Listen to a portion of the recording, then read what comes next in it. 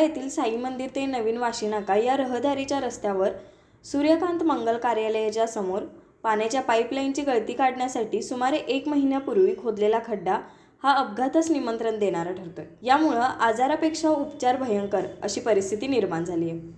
कळंब येथील साई मंदिर या मुख्य चौकात सूर्यकांत मंगल कार्यालयाच्या समोर पाण्याच्या पाईपलाईनला गळती लागली होती। ही गळती काढण्यासाठी महापालिकेच्या कर्मचाऱ्यांनी या ठिकाणी सुमारे 6 फूट खोल व 10 फूट लांबीचा 6 फूट रुंदीचा भला मोठा खड्डा खोदलाय। मुख्य रस्त्यावरील चौकातच हा खड्डा खोदल्यामुळे या ठिकाणी सर्रास अपघात होत आहेत।